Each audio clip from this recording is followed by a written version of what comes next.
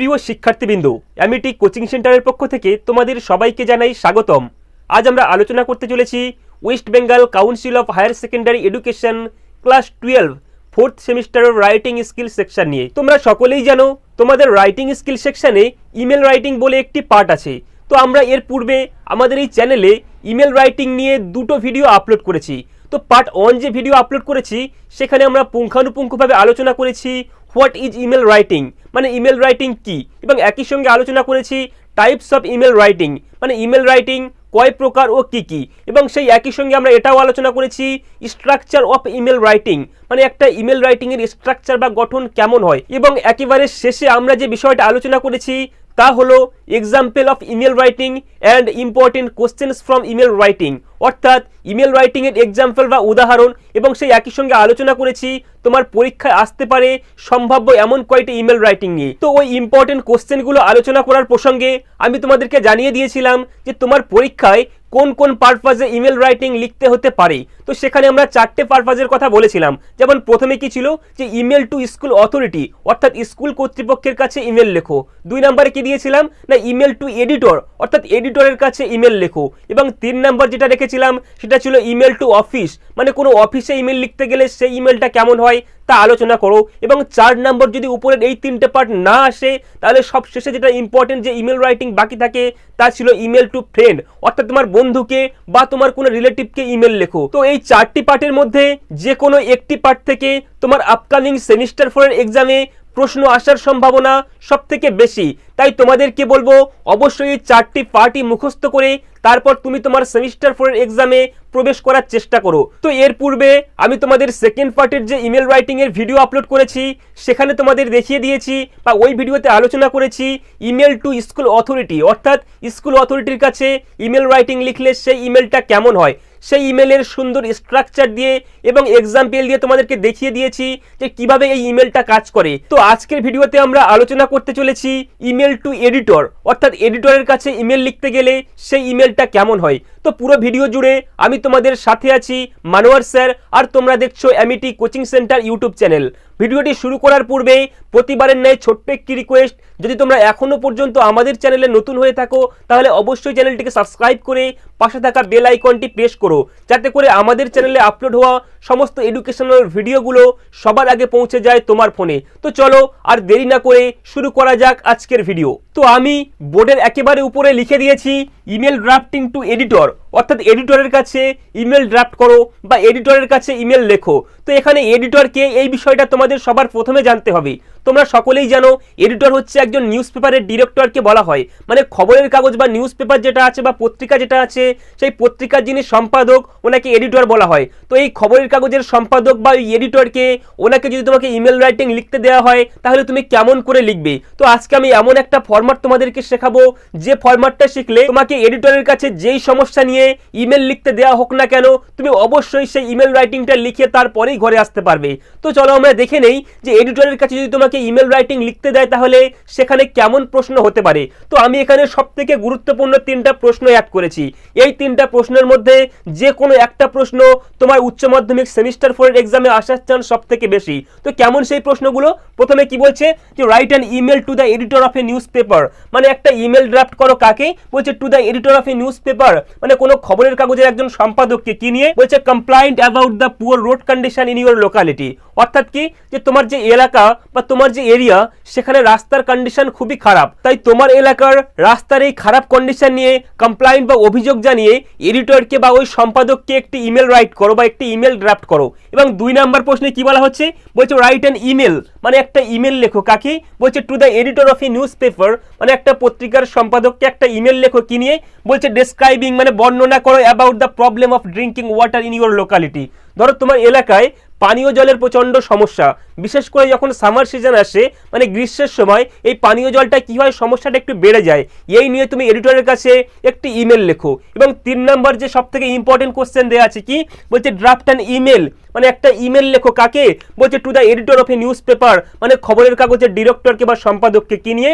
বলছে complaint about the frequent load shedding problem in your locality. তো তোমার যে এরিয়া আছে বা তোমার যে এলাকা সেখানে ঘন ঘন কারেন্ট চলে যায়, সেই নিয়ে এডিটরকে বা সম্পাদককে জানিয়ে একটি ইমেল লেখো বা একটি ইমেল ড্রাফট করো। তো এই 3টা প্রশ্ন তোমার পরীক্ষায় আসার চান্স সব থেকে বেশি যদি তোমার এডিটরকে নিয়ে ইমেল রাইটিং লিখতে দেওয়া হয়। তাই অবশ্যই 3টা কোশ্চেন সুন্দর করে নেওয়ার চেষ্টা করো। তো আমি এর পরে একটি ফরম্যাট দেব, সেই ফরম্যাটের মধ্যে এই 3টা কোশ্চেনকে খুব সহজে অ্যাটেন্ড করার চেষ্টা করব।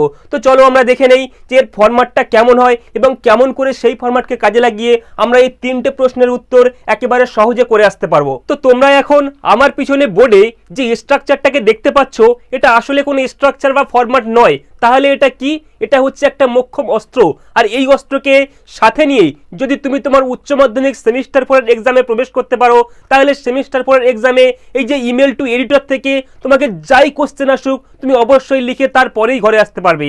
এর প্রমাণ আমি তোমাদের এক্ষুনি দেখিয়েই ছাড়বো। তো চলো দেখে নেই কেমন করে একটা ফরম্যাট কাজ করে বা একটা এডিটরের কাছে যে ইমেল লেখা হয় তার ফরম্যাট কেমন হয়। তো তোমরা সকলেই জানো আমরা যখন ইমেল রাইটিং লিখি তার প্রথমে আমাদের কি লিখতে হয় না, ফ্রম।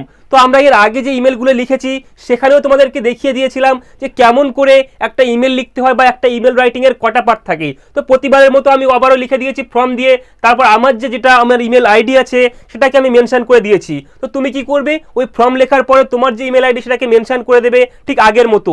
আবার তোমাদেরকে আগে বলেও দিয়েছিলাম যদি তোমার ইমেল আইডি না থাকে তাহলে কেমন করে ইমেল আইডি ক্রিয়েট করতে হয়। তাই অবশ্যই আগের ভিডিওগুলো দেখলে এই ব্যাপারটা তোমাদের কাছে ক্লিয়ার হয়ে যাবে। তো যখন তোমাদের ফর্ম লেখা হয়ে যাবে তারপর কি করতে হয় না, তোমার এই যে আঙুলটা এটাকে আবার নিচে বসিয়ে যত পরিমাণ জায়গা ছাড়ে তার নিচে আবার লিখবে টু। তো যেহেতু হোয়াইট বোর্ডে আমি লিখছি তাই আমি একটু বেশি পরিমাণ জায়গা এখানে ছেড়ে দিয়েছি। তো টু লেখার পরে কি যে তুমি যে এডিটরের কাছে পাঠাচ্ছ, মানে যে এডিটরের কাছে তোমাকে এই যে লিখতে বলা হবে সেই এডিটরের যে ইমেল আইডি সেটাকে তোমাকে লিখতে হবে। তো আমরা জানি না সেই এডিটরের ইমেল আইডি কি, তাই আমরা কি করেছি একটা আইডি বানিয়ে নিয়েছি। কেমন দিয়েছি কি timesIND05@gmail.com। তুমি এরকম যা হোক একটা ইমেল আইডি বানিয়ে এই যে @gmail.com দিলেই একটা ইমেল আইডি ক্রিয়েট হয়ে যায়। তুমি এটা দিয়ে দিতে পারলেই তোমার যে টু অর্থাৎ কি সেকেন্ড যে পার্টটা সেটাও কমপ্লিট হয়ে যাচ্ছে।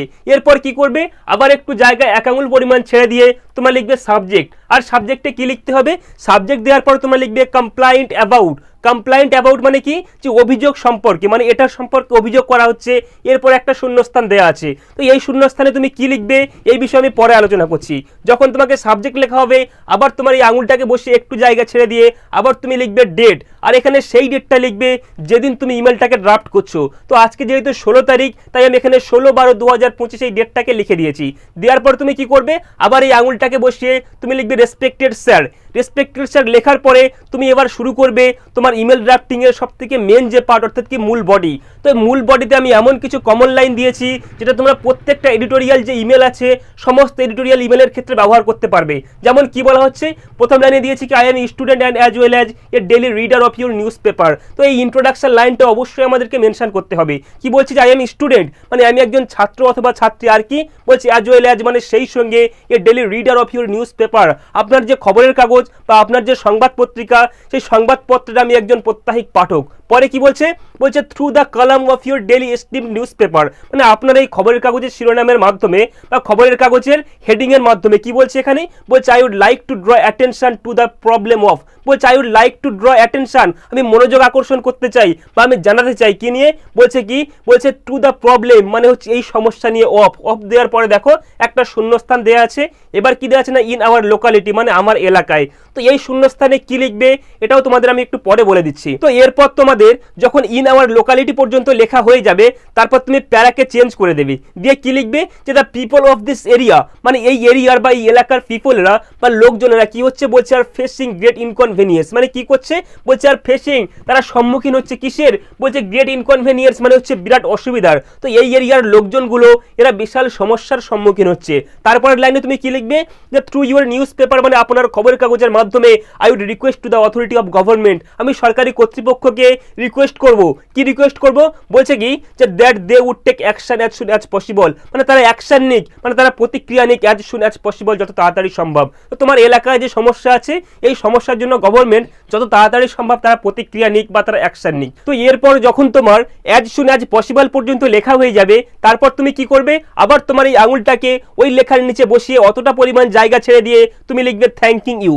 দেওয়ার পরে কি করবে, আবার তুমি আঙুলটা বসিয়ে একটু জায়গা ছেড়ে দিয়ে লিখবে ইউর সিনসিয়ারলি, দেওয়ার পরে তার নিচে লিখে দেবে নিজের নাম। আর এ পর্যন্ত লিখলে আমাদের কাজ শেষ হয়ে যাবে। তবে তুমি চাইলেই তার নিচে অর্থাৎ নামের নিচে তোমার অ্যাড্রেসটাকেও ছোট্ট করে মেনশন করতে পারো, করলে ভালো হয়, না করলে কোনো সমস্যা নেই। তো এই ছিল আমাদের সম্পূর্ণ ফরম্যাট। তো এবার আসি, এখানে যে দুটো শূন্যস্থান দিয়েছিলাম, একটা হচ্ছে কমপ্লেইন্ট অ্যাবাউট দেওয়ার পরে শূন্যস্থান দিয়েছি, এবং আরও একটা কি আমাদের মূল যে বডি তার মাঝখানে শূন্যস্থান দিয়েছি।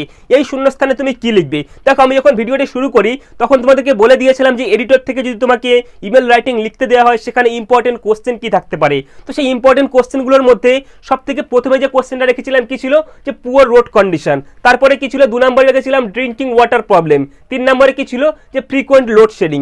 এগুলো ছাড়াও তোমাকে অন্যান্য জিনিস নিয়ে এডিটরের কাছে ইমেল লিখতে দিতে হতে পারে। যেমন কি আসতে পারে, বলছে গার্বেজ ডিসপোজাল প্রবলেম, মানে আবর্জনা ঠিকঠাক পরিষ্কার হয় না, এ নিয়েও আসতে পারে। বা তোমাকে আসতে পারে ট্রাফিক কনজেশন, মানে এই যে আমাদের ট্রাফিক যে যানজট আছে এ নিয়েও আসতে পারে। বা আসতে পারে এয়ার পলিউশন, মানে হচ্ছে বাতাসের যে দূষণ, সেটা নিয়েও আসতে পারে।